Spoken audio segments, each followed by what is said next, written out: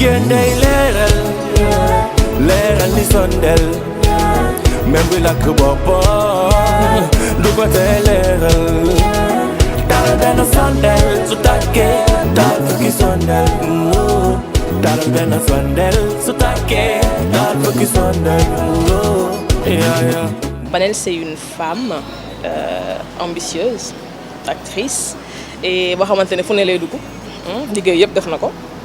Et si ça m'est proche, à ce qu'il paraît, je suis très très serviable et maa leen di dindil seen stress, tout ça et que voilà, je suis une personne aussi généreuse à ce qu'il paraît pour ne pas et puis voilà, et surtout bosseuse. Le tax ma taamu cinéma mi ngi commencé quand j'avais 15 ans. Bon, quand j'avais 15 ans dama doon def théâtre, disons dama doon représenter suñu école à l'époque. À l'époque amoon na plan international xaw ma nag yaa ngi koy fàttaliku donc du coup ñoom ñoo doon recruter ay jeunes talents ci école yi tout ça di xool ku nekk ci ban domaine la gën a aay ñii chant la woon ñii truc man nag disons que dama soboon et ma ne pourquoi pas ma essayer théâtre ak ballet. Du coup foofu la commencé ma commencé dugg ci biir affaire bi dugg ci biir bain bi affaire bi commencé ma dugg daal et automatiquement comme si dama am benn déclic ma ne pourquoi pas ma def lii métier parce que je me sens bien dedans comme si daal révélation la woon ci man le fait que ñu jël ma ci loolu may représenter école def ay théâtre tout ça ci école yi et puis voilà passion foofu la ma duggee et puis je me suis dit que lii laay def sama màggee donc lii laa bëgg def actrice laa bëgg doon et théâtre laa débuté ay bu ma nekkee xale tout ça di def ballet donc noonu la ñëwee. Pour man nekk jigéen di liggéey ci lépp yombul pas cinéma kese ci lépp. Et en même temps, j'aime pas aussi ñu naan man jigéen ci cinéma, je suis quelqu'un ci cinéma. Vous comprenez? Je suis pas juste une femme ci cinéma. Donc parce que booy xool li góor di def ci cinéma di jigéen def ci cinéma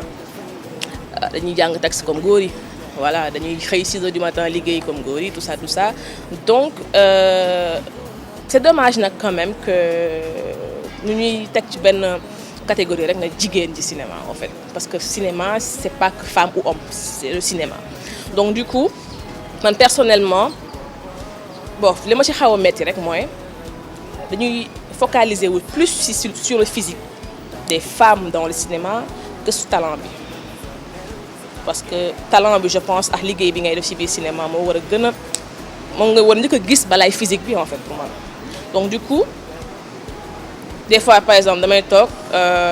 j'attends à ce que ñu wax ma par exemple di nga jouer et tout t'as bien joué et cetera mais là la njëkk dégg waaye yaa ngi nice ci kii bi tu vois. Donc voilà peut-être que détail la pour certains mais pour man c'est important quand même ñu reconnaître talent bi et il y a tellement de talent aussi dans le monde dans le cinéma parce que booy xool jigéen ñi bu ñuy jouer tout le temps dañuy bëgg ñuy gis au-delà de seen physique seen performance. Donc peut-être loolu moo ma ci metti on est trop voilà focus ci physique bu gel yi donc. J'aimerais bien ñu xaw a changer boobu gis-gis ñu focus ci talent bi déjà lu ñuy focus ci physique bi déjà parce que da ngay ñëw pour jouer nga war a jouer benn séquence boo xamante ne par exemple tu dois être un peu dénudé léegi ñu gis performance bi automatiquement ils sont tellement focus du coup voilà wax ju egg moom waa dafa ko moom donc ci loolu que li ngay performance bi ngay def li ngay jouer quoi donc du coup loolu rek mooy peut-être jafe-jafe bi parce que du ñëpp ñoo mën a maîtriser loolu ñoo ko mën a gérer ñu bëri dañuy gaaw a duggaat seen coquille bu ñu gisee ñëpp ngeen def nii au lieu ñu xool c'est bien joué non texte bi fàtte nga ko ou pas des fois da ngay fàtte sa texte fàtte nañ ne fàtte nga sa texte ñoom ñu ngi ci t'es belle tu vois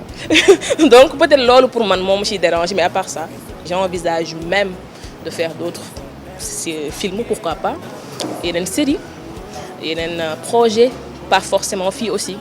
parce que man bëgg naa lépp lu may dugg incha allah mu bañ a nekk loo xamante ne c'est juste carré yam fii rek bëgg naa may gën a voilà avancer évoluer en même temps di jàngale aussi parce que bëgg naa lépp lu may dugg aussi di ci jàng voilà je suis pas une actrice professionnelle boo def art dramatique je suis juste une femme boo xamante ne dafa passionnée de cinéma def théâtre depuis xale gis ne lii mën na ko def bëgg na ko nekk ci donc je me vois bien dans l'avenir def plus de projets. Ouais. Déjà balaa may ñaax damay njëkk def benn ni ñu koy waxatee sàcc benn moment rek def benn hommage voilà à des femmes à des mamans à des grands-mères arrière-grand-mères les mamans de l'indépendance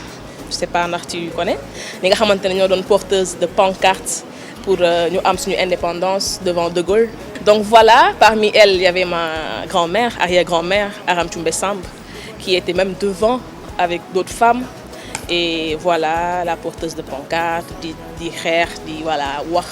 di tëjoon nañ ko sax d'ailleurs prison à Saint-Louis vite fait, arrestation vite fait.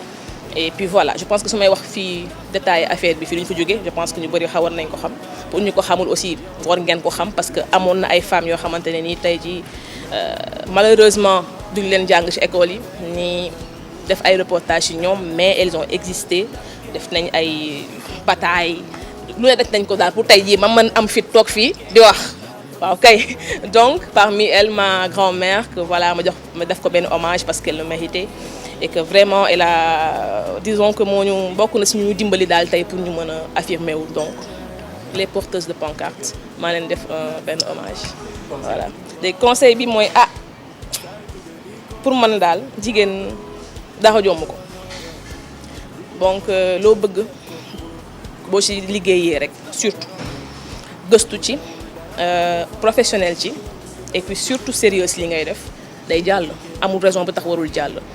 fekkente ne obstacle fii li nga koy fekk fii li nga koy bàyyi et c'est pas que ci jigéen ñi c'est partout ci góor ak jigéen partout dans le monde foo dem am na ay problèmes foo dem am na ay voilà ay ñu lay jéem a def bâton sur les roues et tout mais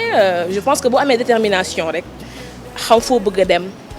xam li nga bëgg te defoo di tâtonner wala nga def ko juste pour wane ne waaye maa ngi ci cinéma quand même ñu bëri loolu moo leen di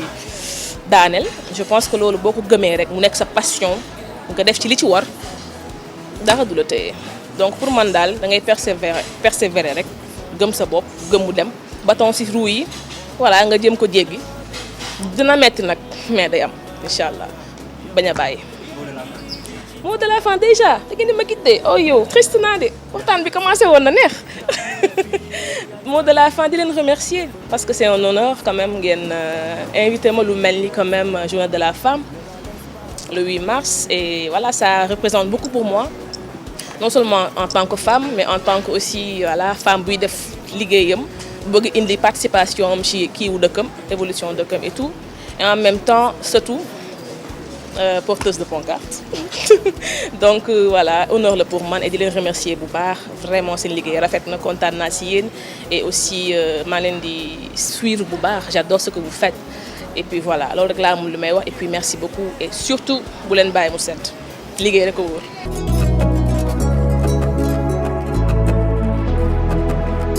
jigéen day leeral ni sondel même bu lakk boppam du ko tee leeral dara benn sondel su tàkkee